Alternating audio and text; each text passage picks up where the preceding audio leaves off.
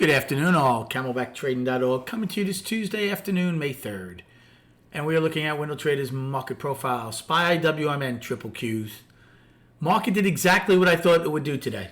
Took out yesterday's high and put us in a very nice 3-day balance and got some very nice consolidation between the 2 days. SPY and ES battle, trying to get into the middle distribution all day. We kept getting into it, but no acceptance. Looked like they were going to be accepted when they had a nice set of single prints in D period, only to give those all up. We did end up with higher value and a 10 wide POC. Russell ends 9 wide, higher value also for them. They did not get Friday's high. That was their next real destination. But again, the main thing that we did today in all three of these indices was put the daily back into balance. Qs. They were 12 out of 13 wide. It took a long time for them to take out their IB high, which was H period. Had a good day trade, had a huge trade, got very big in J and K. Pulled back a lot more than I thought, but it ended up working out. Again, big ranges of over $5.50. We have 95 million on the tape already. We're not going to do anything near yesterday's, but yesterday's was the third heaviest volume of the year. But we do have to respect these short-term traders. But I did have a good day. I had nothing but longs today. Nothing but longs. I lost on one trade in C period. I took a long in A period the first time above the opening on 414 calls, thinking we would finally go and get yesterday's high. Now, I made money on it, but we didn't get it. So I got out of it because it was going back and forth. B period. Finally, when we did take out the top on the ebb and flow of the marketplace, I took 416 calls. It was 414 in A's. Once we took out yesterday's high, I thought any pullback for that at that point was worth a long. But again, we had a lot of trouble moving. We went back and forth to the opening 4 times. C period, another long, and that's the one I lost on as it pulled back a lot. Now, I added, but I didn't add it big. What I was going to do, we had taken out the day's high, the IB high. I said, if we take out the IB low and don't get much, I'm going to add some pretty good size. But we never did. I didn't add, which I should have. And then when we got back up, took it off. It was not a big loss at all. It was not a big position, but I lost on that trade. I was right on what I thought the market was going to do, right? And finally, D period did it as we finally got above yesterday's high again, and I thought we were going to get acceptance into the middle distribution. And guess what? I didn't take a trade in D period. So I missed that whole run. I was long in E period against the single prints with the ebb and flow, so every pull back, I long. When it went up, took it off.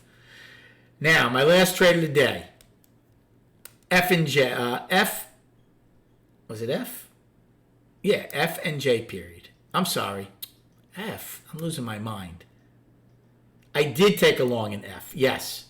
I thought it might be the afternoon pullback, but I thought we might get more out of it. I didn't take a very big play at that point on the 415s.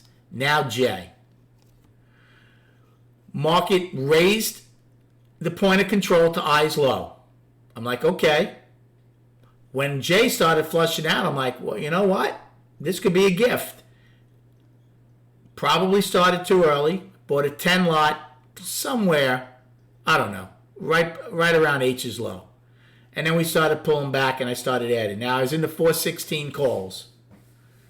Well, lo and behold, you saw what happened. I was still confident with the higher value, the fact that we raised POC, although now when we started getting down, POC at the time went back to half back, but it's an evolving POC. Doesn't mean it was going to stay there.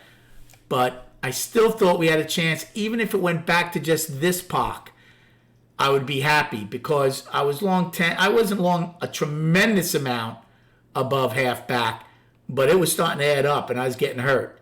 And by the time K was in play, I was long 375 calls, 375 contracts of the 416 calls. I was getting hurt pretty good.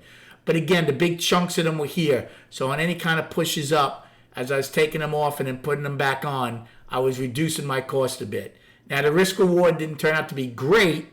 I was down down over $6,000. Ended up making $1,800 on it.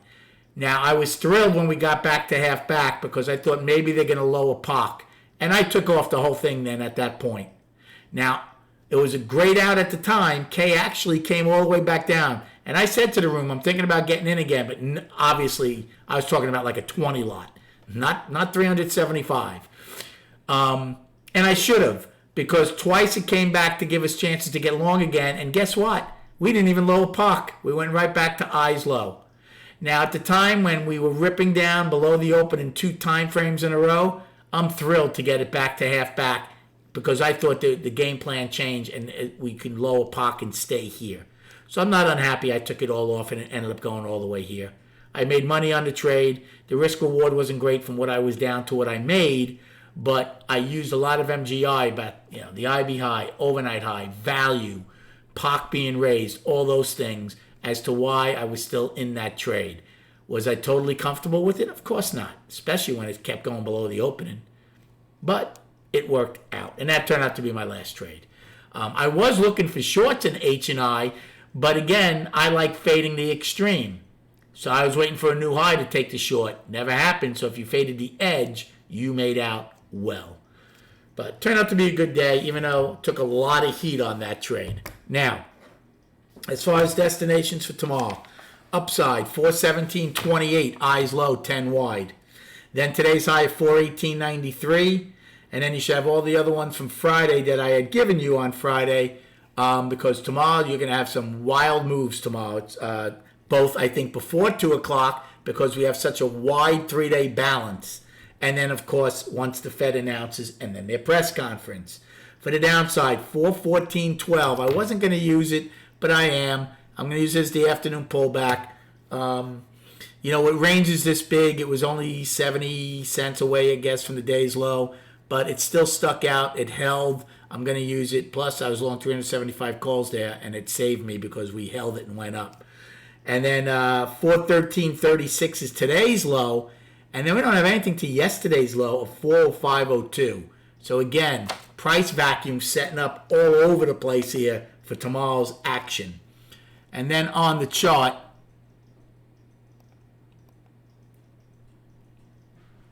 I'm just going to show you the daily. It did exactly what I thought it would do. Put us in a 3-day balance.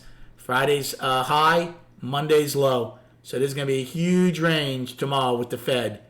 I would not doubt at all that we take out today's high and low tomorrow at some point after the Fed announces and the press conference begins. Thanks for the likes and subscribing. Come check us out at camelbacktrading.org. Enjoy your evening, and we'll speak prior to the opening tomorrow.